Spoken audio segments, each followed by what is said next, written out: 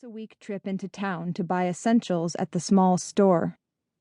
We are the only whites for many miles, and though we both speak good Spanish, there's no confusing us for natives of the place. To our neighbors, we are the gringas, strange white recluses. Sometimes you can hide just as effectively by sticking out, Katerina says. She appears to be right. We have been here almost a year, and we haven't been bothered once. We lead a lonely but ordered life in a sprawling, single-level shack tucked between two big patches of farmland. We wake up with the sun, and before eating or showering, Katerina has me run drills in the backyard, running up and down a small hill, doing calisthenics, and practicing Tai Chi. We take advantage of the 2 relatively cool hours of morning. Morning drills are followed by a light breakfast, then 3 hours of studies, languages, world history, and whatever other subjects Katerina can dig up from the internet. She says her teaching method and subject matter are eclectic. I don't know what that word means, but I'm just grateful for the variety. Katerina is a quiet, thoughtful woman, and though she's the closest thing I have to a mother, she's very different from me. Studies are probably the highlight of her day. I prefer drills. After studies, it's back out into the blazing sun, where the heat makes me dizzy enough that I can almost hallucinate my imagined enemies. I do battle with straw men, shooting them with arrows, stabbing them with knives, or simply pummeling them with my bare fists.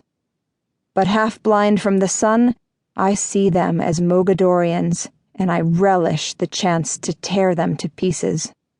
Katerina says even though I am only 13 years old, I'm so agile and so strong I could easily take down even a well-trained adult. One of the nice things about living in Puerto Blanco is that I don't have to hide my skills. Back in Denver, whether swimming at the Y or just playing on the street, I always had to hold back, to keep myself from revealing the superior speed and strength that Katerina's training regimen has resulted in. We keep to ourselves out here, away from the eyes of others, so I don't have to hide. Today is Sunday, so our afternoon drills are short, only an hour.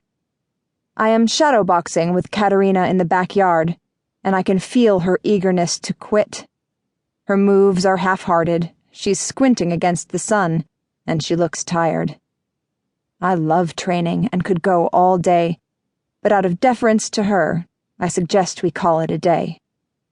"Oh, I suppose we could finish early," she says.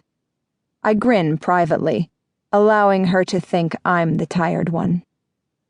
We go inside, and Katerina pours us 2 tall glasses of agua fresca, our customary Sunday treat.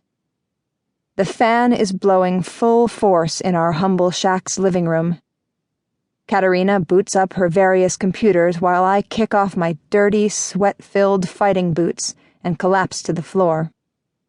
I stretch my arms to keep them from knotting up, then swing them to the bookshelf in the corner and pull out a tall stack of the board games we keep there.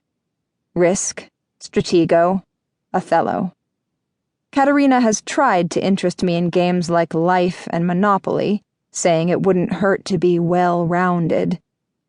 But those games never held my interest. Katerina got the hint, and now we only play combat and strategy games.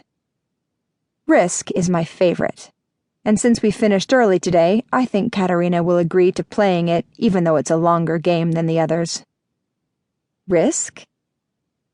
Katerina is at her desk chair, pivoting from one screen to the next. "Risk of what?" she asks absently. I laugh, then shake the box near her head.